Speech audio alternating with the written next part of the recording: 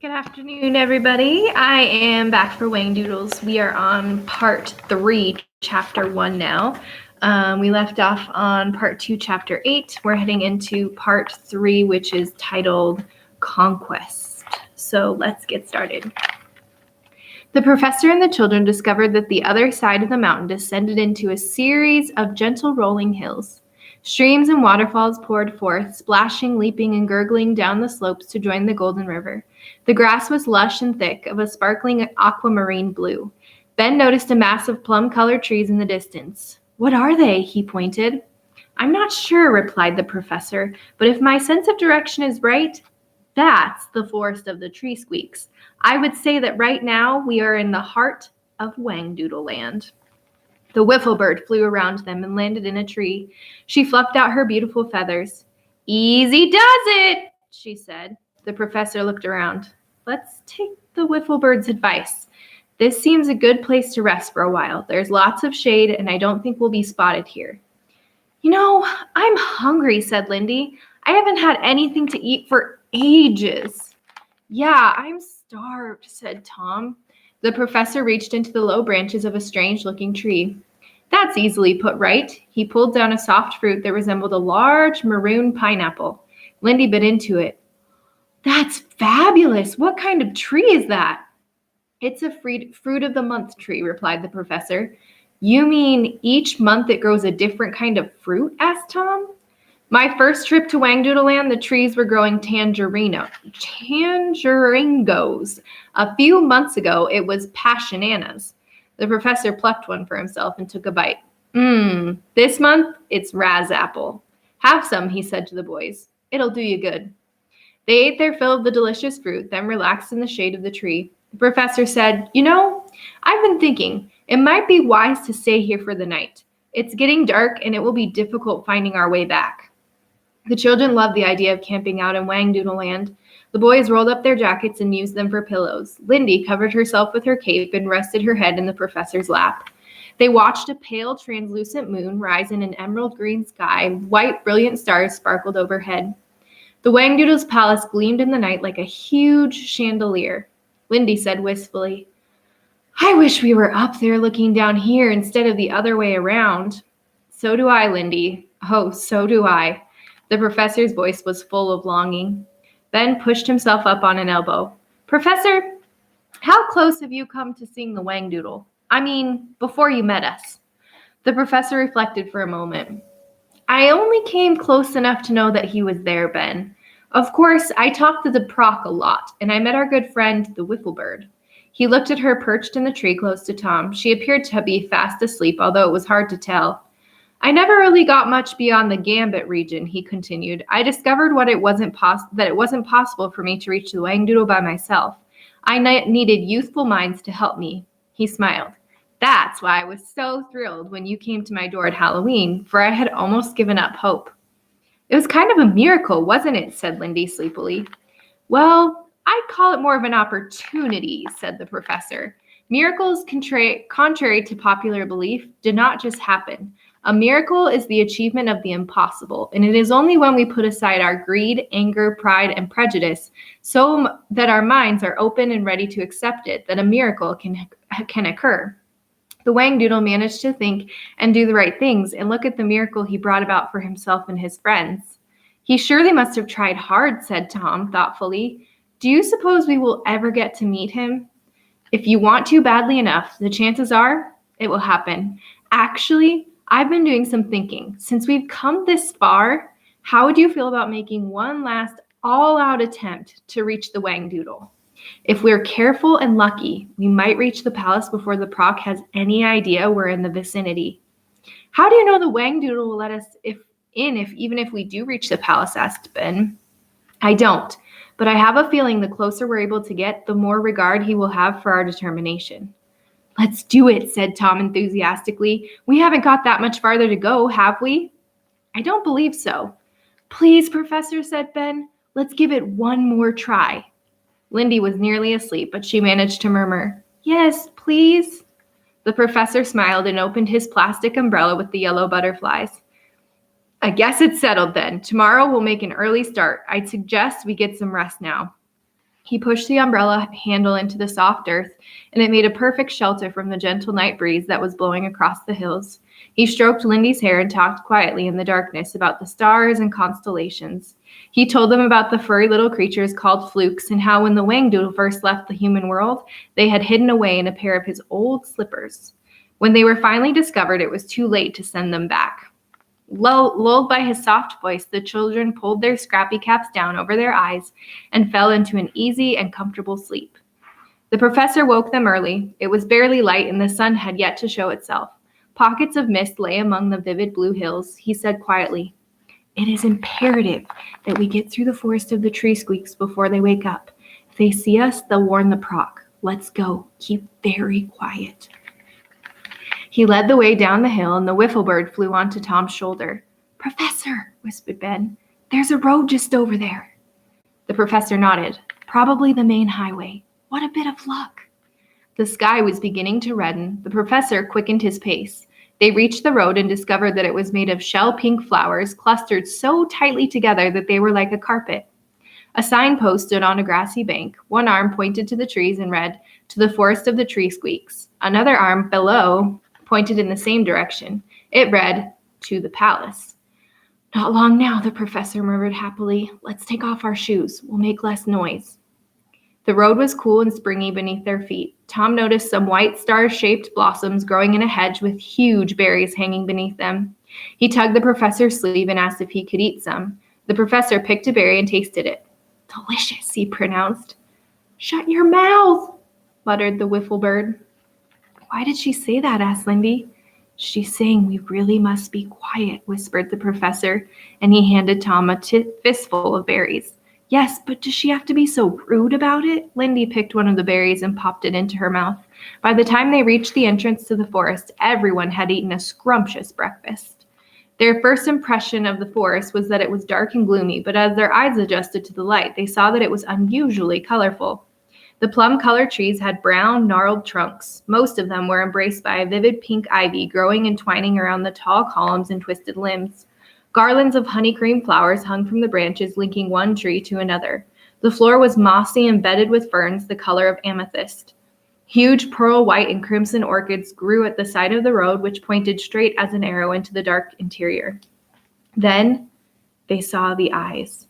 There were thousands of them, large, unblinking, tortoiseshell yellow orbs staring down through the leaves from every part of the forest.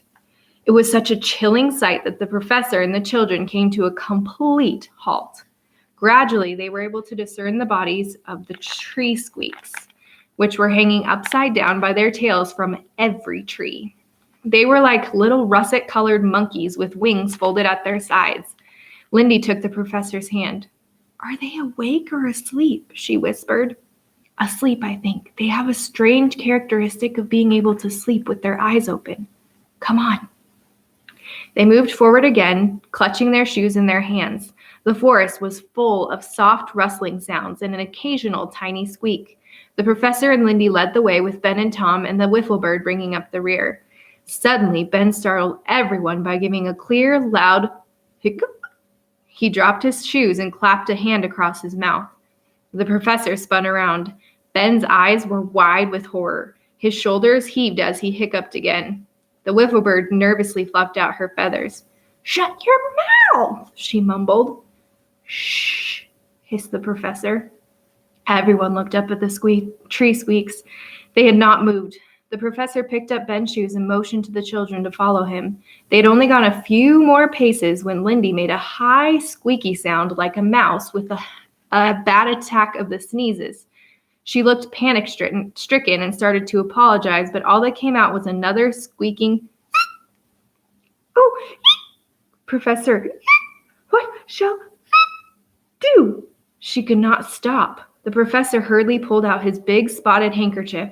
Lindy grabbed it and promptly dropped one of her shoes.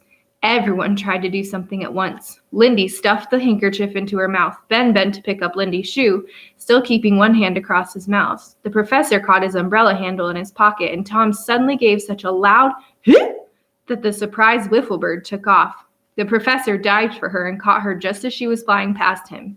His umbrella and the shoes scattered in all directions. Dear Whifflebird, he breathed fervently, please don't make a sound. By now, all 3 children were hiccuping violently. The professor signaled for everyone to stand still. He stroked the Whifflebird and looked up at the tree squeaks. In spite of the noise, they remained undisturbed. I'm going to tie your shoes together so that you can hang them around your necks, he whispered. They will leave your hands free to cover your mouths. He gathered up the shoes and gave a pair to each child. Now then, we'll start again. Follow me and please try to keep quiet. At which point he gave the loudest hiccup the children had ever heard. The professor looked so startled it was all they could do to keep from laughing. The professor lifted up the collar of his jacket and pulled the coat above his head.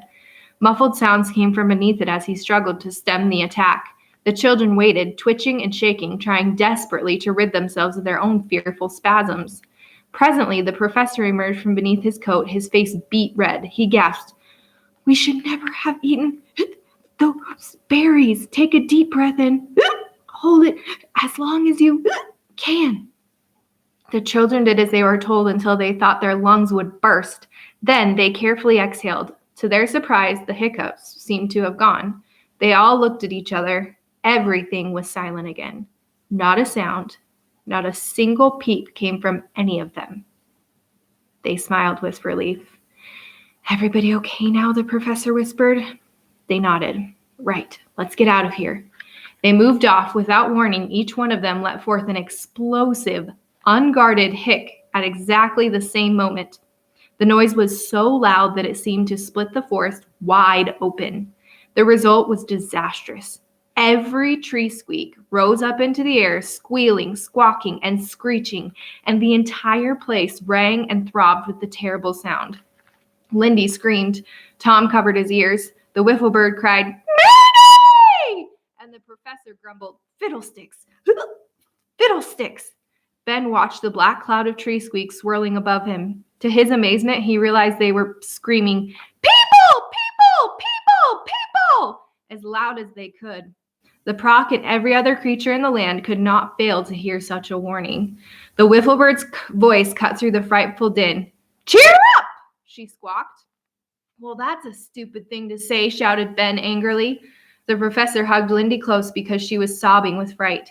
Cheer up! Up! Up! Cheer! That's it, he cried. Let's cheer. Let's drown out the noise. I refuse to be intimidated by this racket. What's intimidated? Asked Lindy. Oh, never mind, darling. Just sing. Sing as loud as you can. All of you. Remember when we went on our picnic and sang in the rain? Sing louder than that. The professor started to sing a rousing march. The children joined in, stomping and banging their shoes together, making so much noise that the Whifflebird got quite excited and flew around, shrieking ferociously, Shoot the works! The terrible clamor above them diminished, and their hiccups grew less as the professor, waving his umbrella like a baton, led the way through the forest. Quite suddenly, they emerged from the trees and into the daylight. The morning sun was so bright that it took a moment or two to get used to it. They continued singing until they were well away from the forest. The sound of the tree squeaks subsided and gradually faded away altogether. The professor sang into the grass. My great godfathers, he said with feeling, I never been able to be through such a frightful experience. Those miserable tree squeaks and those ghastly hiccups. He clasped a hand to his mouth. Was it the berries that made us hiccup? Asked Tom. Of course, replied the professor. That's what the Whifflebird was going on about when we were eating. When she said, shut your mouth, she meant don't eat. Ben stroked the Whifflebird's beautiful feathers. You always know the right thing to tell us, don't you, Whifflebird? The Whifflebird made her humming sounds and strutted around proudly. The professor said, I really must pay more attention to her. That's the second time I've missed the sense of what she was saying, and both times we got into trouble. He prodded Tom. There's a lesson in that, young man. Learn to listen well when people are talking. First, it's a great art. And second, it's quite possible that when people say one thing, they mean another. He rubbed his forehead wearily and looked at the children. You know, we haven't a hope now of reaching the palace without trouble of some kind. I'm quite sure the Proc heard the tree squeaks and is already making plans to stop us. But we are going on, aren't we? Asked Ben hopefully. I'd like to. That is, If you all agree, said the professor, we're really so close. I say it's the Proc or us, Tom declared. How do you feel about it, Lindy? Oh, I feel fine, she said in a small voice. I just wish we could stop being surprised all the time. The professor nodded understandingly and looked around. The region was very different from anything they had seen before. A white desert with cherry red cactus plants growing out of the sandy ground. There were small foothills in the immediate area, and beyond them, the giant mountains in the Whangdoodles palace. The professor got to his feet. Well, if we're going to continue, we'd best be on our way. He strode off at a good pace, and the children followed. That is where we're going to stop for today. That's the end of chapter 1. I will read part 3, chapter 2 tomorrow, and I hope you have a great Thursday.